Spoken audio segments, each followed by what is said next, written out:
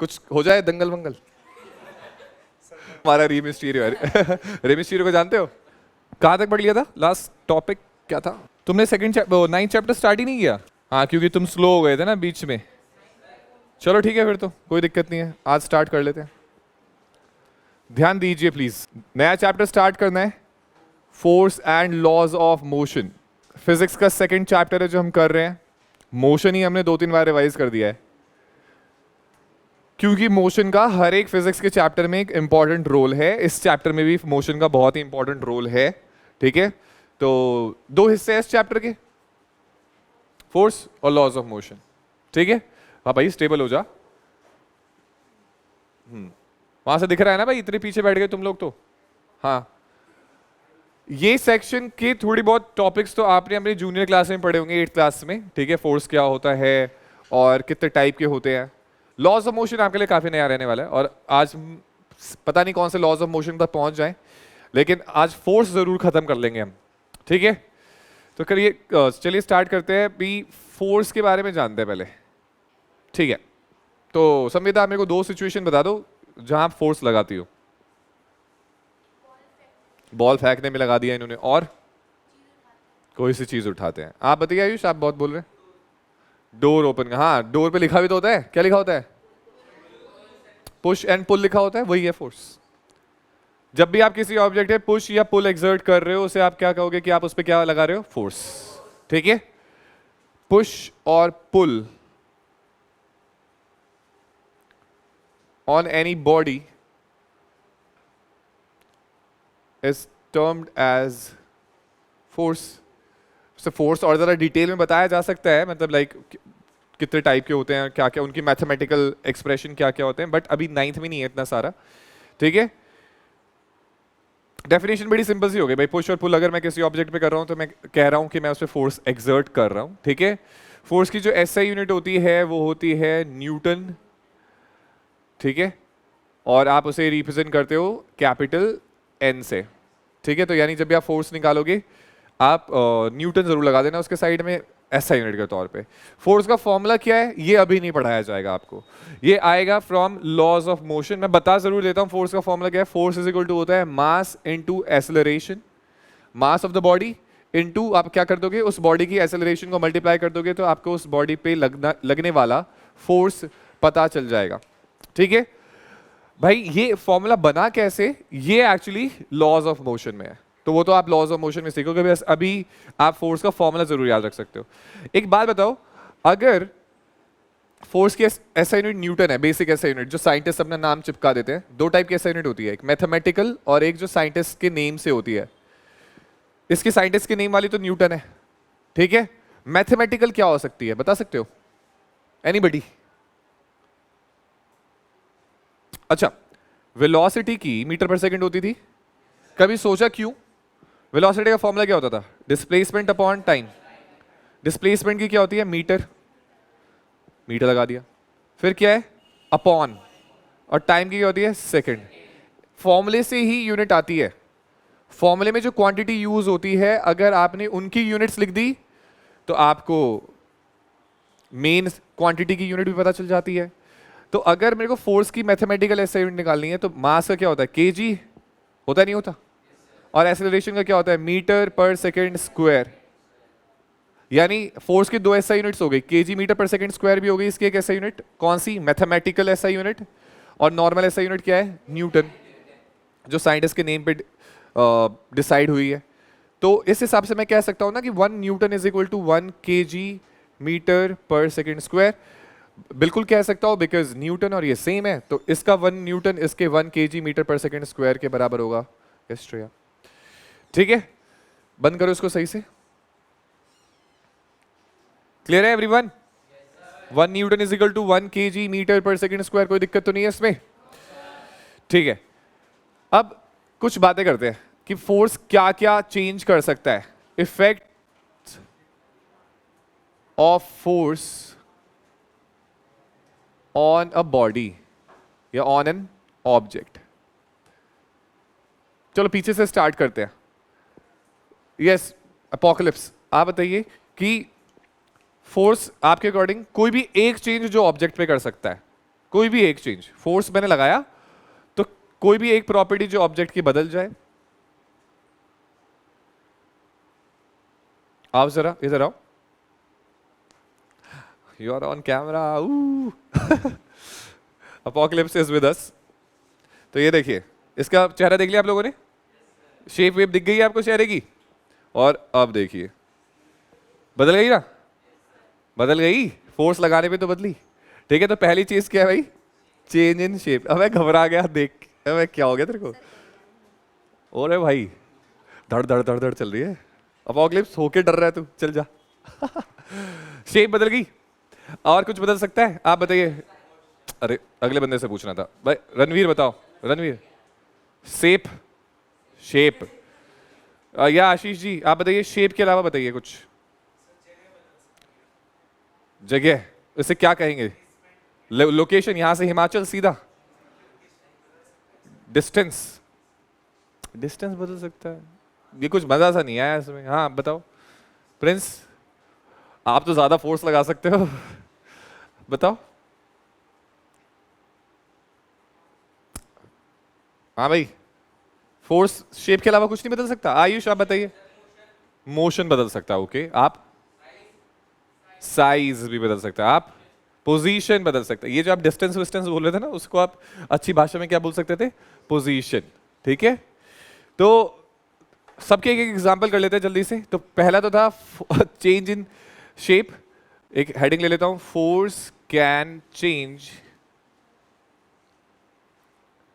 पहला shape of the body, right? ठीक है, या शेप ऑफ एन ऑब्जेक्ट, क्योंकि मैंने वहां ऑफ एन ऑब्जेक्ट लिखा, यहां लिख लेते हैं। फिर सेकेंड साइज। भाई साइज का एग्जांपल तो दो। स्पंज, शेप बदला है उसमें, साइज नहीं बदला। कुछ है क्या? हाँ है मेरे पास, कुछ जुगाड़ है। हाँ चलो यही ले लेते हैं। तो भाई इसमें 1 लीटर पानी आ सकता है, ठीक है, और अब 1 लीटर नहीं आ सकता, क्योंकि मैंने इसका शेप तो बदला ही बदला, साइज भी बदल गया। ठीक है, क्रश कर दिया उसको बिल्कुल। ठीक है, जो कैन आती है, माई कैन, यू नो, जिसमें कोल्ड ड्रिंक वगैरह आती है, टिन की जो होती है, आपने उस पर 150 या 250 ml होता है, पता नहीं कितना होता है, आप उसको क्रश कर दो, फिर डाल के देख लेना उसमें 250 ml अगर आ जाए तो। आपने फोर्स लगा के उसकी कैपेसिटी ही बदल दी, ठीक है, तो साइज भी बदल गया ना। ठीक है, और शेप तो पता नहीं आप किस किस चीज का बदल सकते हो भाई। जैसे मैंने इसके मुंह बदल दिया, ठीक है, आप बॉल को प्रेस करके कर सकते हो, आटा गूंथते टाइम कर सकते हो, बलून को इधर उधर कर सकते हो। इधर आजा, खड़ा हो जा आयुष, खड़ा हो। क्यों गुदगुदी कर रहा है उसके? Caught you red handed. दोबारा पकड़ा ना तो लगेंगे गाल पे बहुत जोर है। इधर सौरभ निकाल इसको बाहर, उधर बैठ। बेफालतू में मजे लेने, मजा आता है। खुड़क है शरीर में तो बता दे मुझे कुछ। तीसरा, size of an object, shape of an object. फिर आप में से किसी ने बोला था पोजीशन ऑफ एन ऑब्जेक्ट, बिल्कुल सही। पोजीशन को मैं एक और नाम से जान सकता हूं, स्टेट। ठीक है, स्टेट से मेरा मतलब है कि अगर वो रेस्ट पे है तो मैं उसे मोशन पे लेके आ सकता हूं, है ना। रुकी हुई चीज है, एक फुटबॉल पड़ी हुई थी, लात मार दिया खींच के, मोशन में आ गई वो। ठीक है, और मोशन से रेस्ट भी तो ला सकता हूं। एक उड़ती हुई बॉल आ रही थी मेरे पास, मैंने कैच कर लिया, तो मैंने उसे उसके मोशन को खत्म कर दिया बाय अप्लाइंग फोर्स। और चौथी चीज मैं कर सकता हूं, डायरेक्शन में बदलाव। यस और no?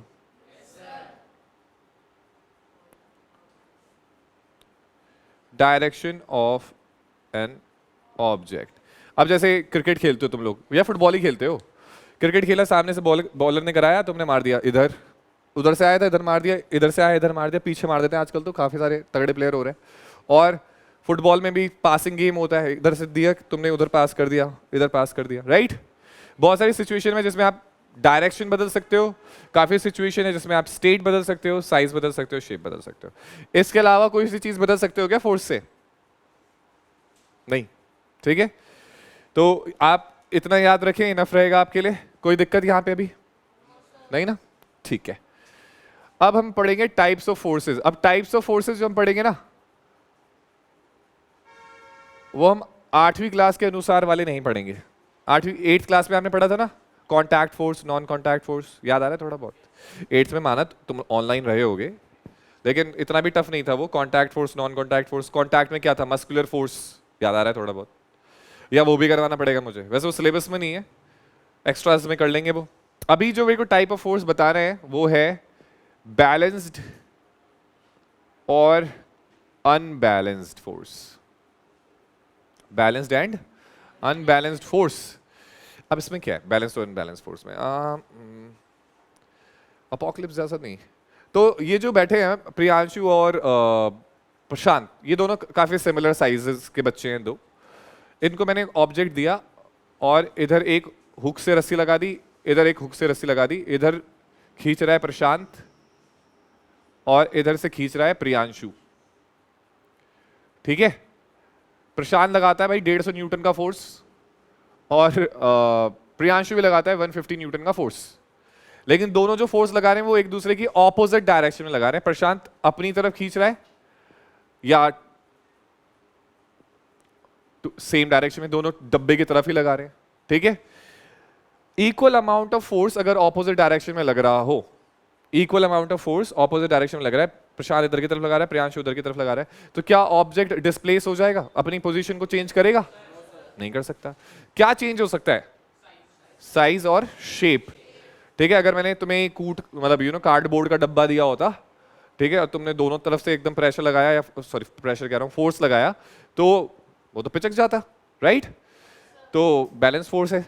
When equal amount of force is exerted on the opposite side of an object, समान फोर्स अगर आपने दोनों विपरीत दिशाओं में लगा दिया तो क्या बन जाएगा? वो बैलेंस्ड फोर्स। और इस टाइप के फोर्स में कोई भी डिस्प्लेसमेंट नहीं होता।